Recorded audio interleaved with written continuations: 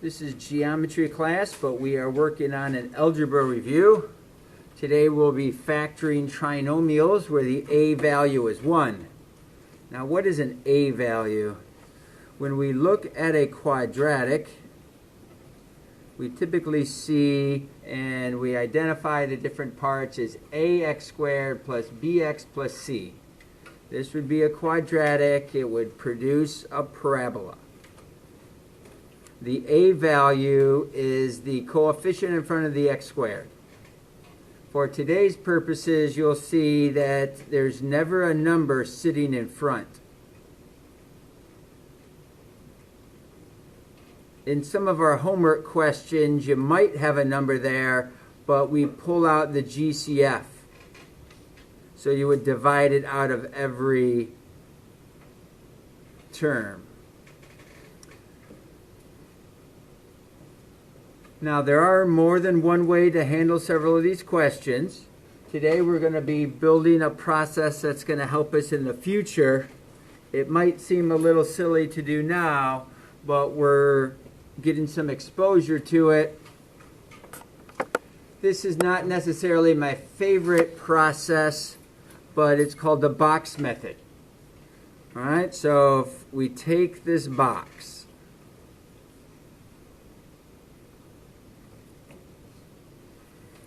and we take our x squared and we put the x squared into the first box. We take the negative 6 and we place that into, you might call it the last slot. So always the first term goes into the upper left and the last term goes into the bottom right. Now we have to identify what's going to go into the other two spots.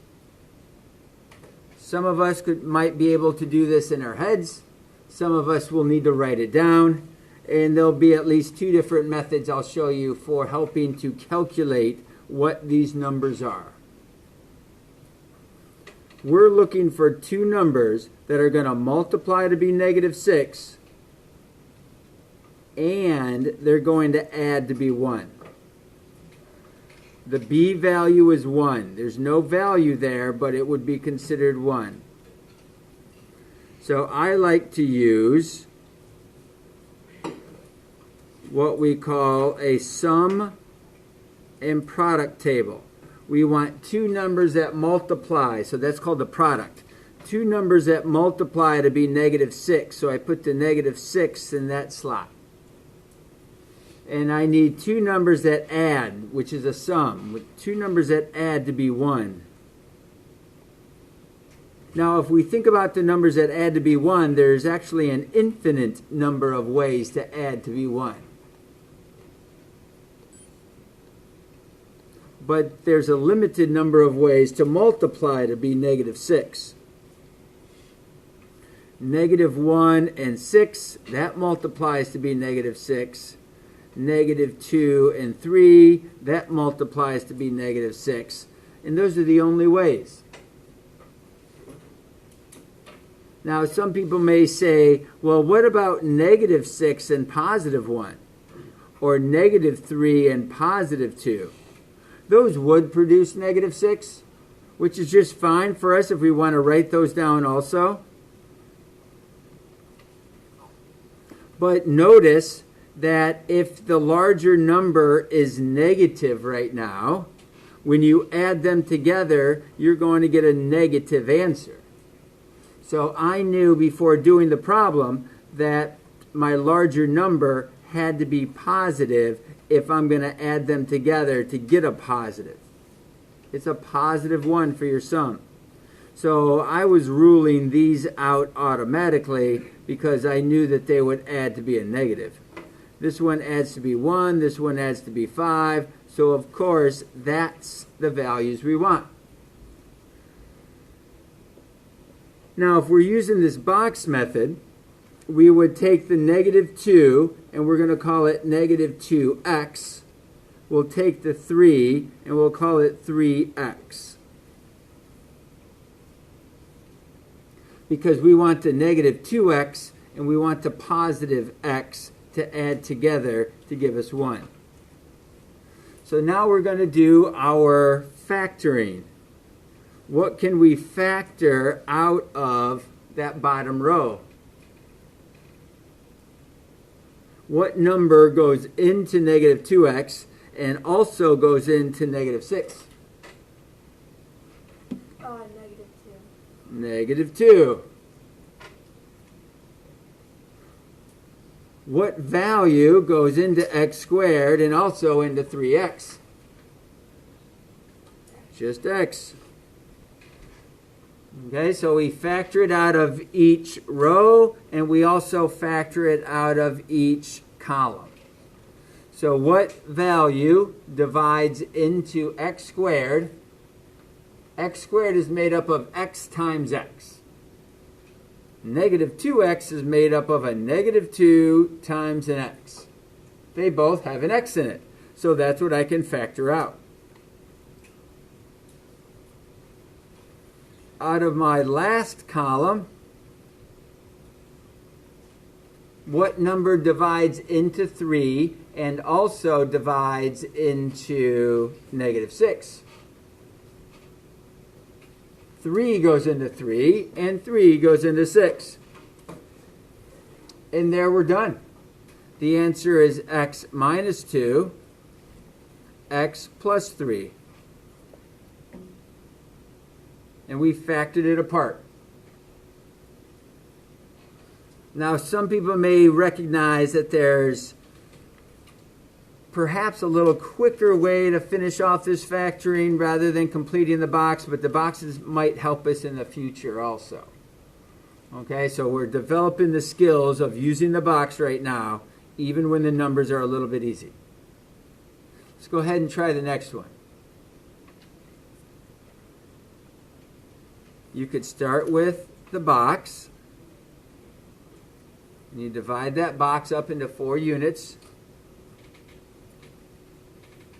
Now, some people like to use what they call the X. So essentially, we call this the X box. You would put your product typically on top, which is your 10. You would put your sum on bottom, which is 7x. Now, the issue with the X is that you have to do all your possibilities that I like to put here in my 2 column. You've got to do these possibilities in your head to identify what's going to multiply to be 10 but add to be 7.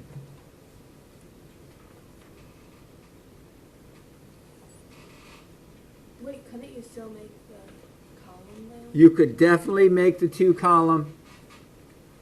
You can make the sum and product table. Yes, you could totally do that. I'm just trying to show you another method that other people might show you. All right, and many of you should realize that there's only 2 ways to multiply to be 10. It's 1 and 10, which clearly does not add to be 7. And there's 2 and 5. Hey, 2 and 5. So we have 2x and we have 5x. That adds to be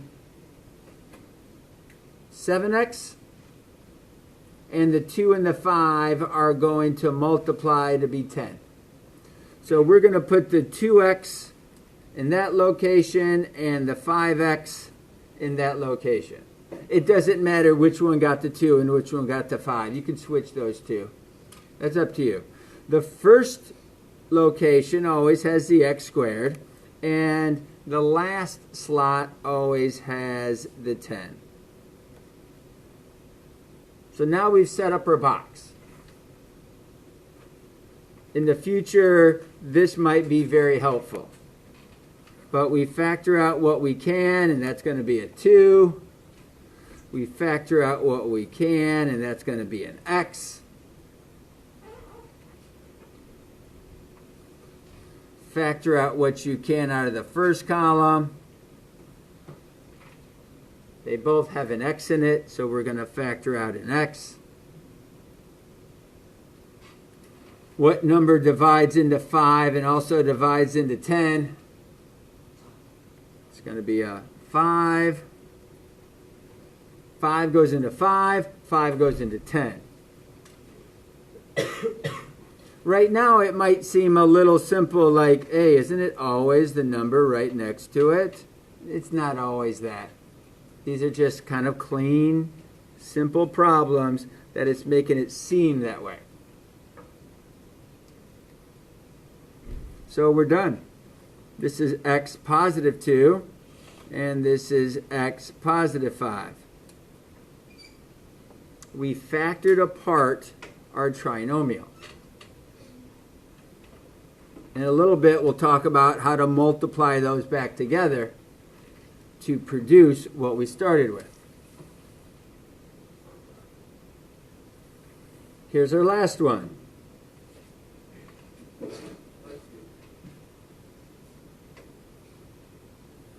Our sum is 1. Our product is negative 20. We're looking for two numbers that are going to multiply to be negative 20 and add to be 1. Why did we put a 2x in the box and a 7x in the other one? To multiply to be a negative 20, we know that one of the numbers has to be negative, but not both of them. They have to be different. And to add to be a positive, the larger number has to be positive. So negative 1 and 20, negative 2 and 10, negative 4 and 5. Those are all the ways you can multiply to be negative 20. If you make the sum and product table, you don't have to think so much about keeping track of what you've tried and what you haven't tried. But if you can come up with the pair of numbers that multiply to be negative 20 and add to be 1, you don't even need to make the table. The table is not a requirement. It's just a good organizer. So if we take our box, you always put the x squared in the first slot. You put the negative 20 in the last slot. You look here, and this added to be 19. This one added to be 8. This one added to be 1. And, of course, that's the one that we wanted. So we're going to put the negative 4x into the first box, and we're going to put the 5x into the other one. It does not matter which box you put the 5x in and which box you put the 4x in, as long as they are in one of these two. So what can we factor out of that first bottom row? What number goes into negative 4 and also goes into negative 20? Well, pretty simply, negative 4 does. As long as this box has a negative in it, what you factor out will have a negative. Whatever the box closest to your factor, whatever sign that is a sign that you will factor out. So here, when we factor this one out, we're going to have an x. When we factor this one out, it's going to be x.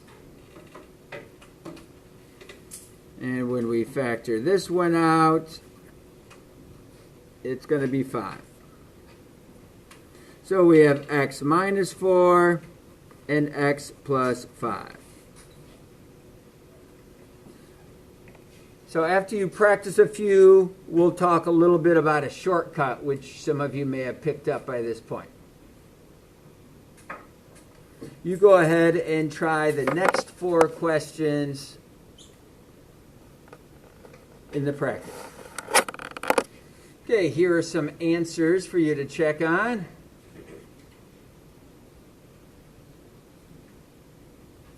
Check your work. See how it went. If you have any questions. Some people might notice that x plus 2, you could also write that as x plus 2 squared. All right. Now, some of you may have noticed a shortcut. Some of our box wasn't really necessary because the numbers we were using to put in the box are actually the numbers being factored out.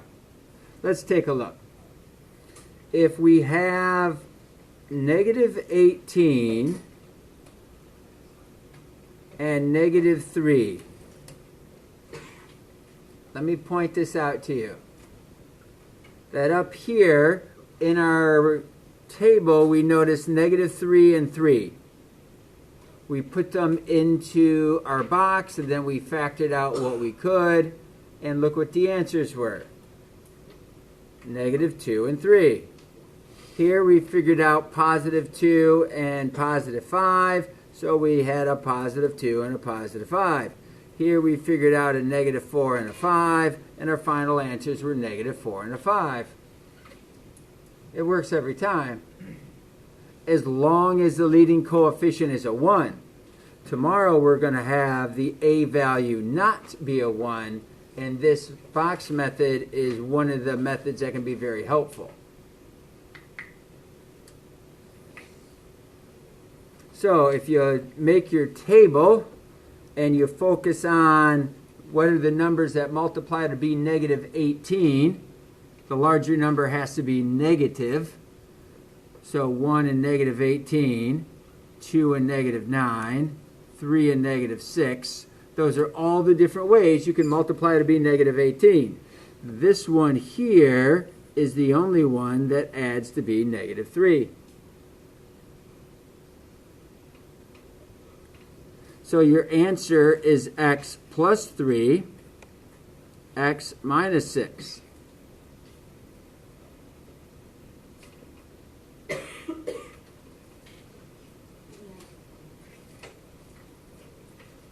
And the box wasn't even necessary.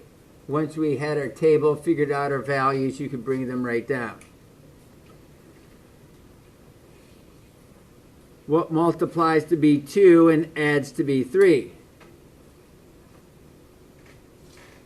Where there are actually two different ways to multiply to be 2. You could do 1 and 2. You could do negative 1 and negative 2. But of course, if they're both negatives, when you add them together, you're going to get a negative. And we don't want a negative, so that's not really necessary at all. This one was the only way that would work.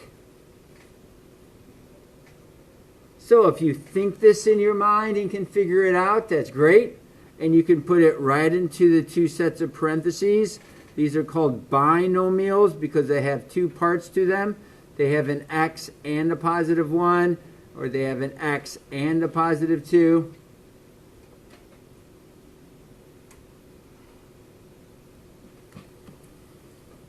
With number 6, you may have figured this out already. What multiplies to be 9 and adds to be 10? Well, you know 1 and 9 makes 9. You know that 3 and 3 makes 9. Two different ways to multiply to be 9. When you add those two products together, in this case we got 10, in this case we got 6, only one of them did they add to be what we needed them to be. They added to 10. So we're going to say x positive 1 and x positive 9.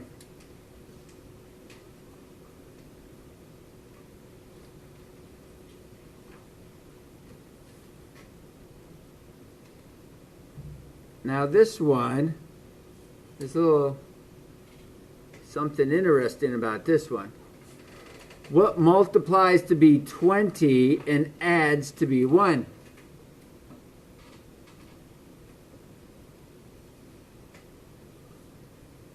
Well, think about how you multiply to be 20. You could do 1 and 20. You could do 2 and 10. You could do 4 and 5. All of those multiply to be 20. And if you got crazy, you knew that negative 1 and negative 20, negative 2 and negative 10, negative 4 and negative 5, they also multiply to be actually positive 20. They all multiply to be positive 20.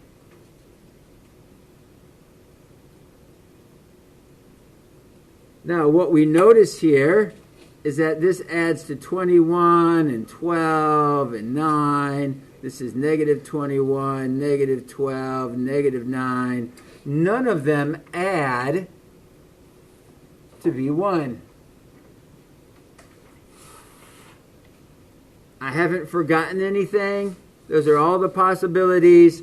So this is considered prime. It doesn't have factors other than 1 in itself. It cannot be broken up into other factors. Like the number 7 is considered a prime number. This trinomial is considered prime.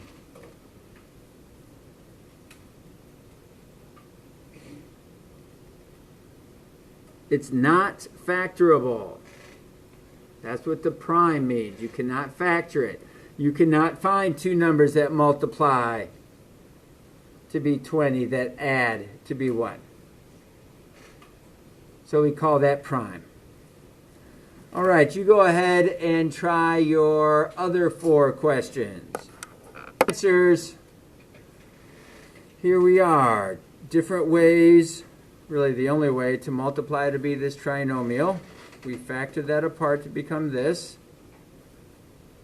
Your different factors. Now we can go the other direction. We can take our factors and we can make the trinomial. So this is a great way to check your work. It's called FOIL. F-O-I-L. F stands for front. So we're going to multiply the two numbers in front of each binomial.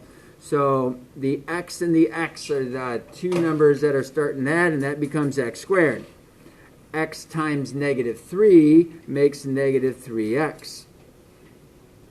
The negative 9 is now going to multiply the x. This is the inner, the two inside numbers multiply.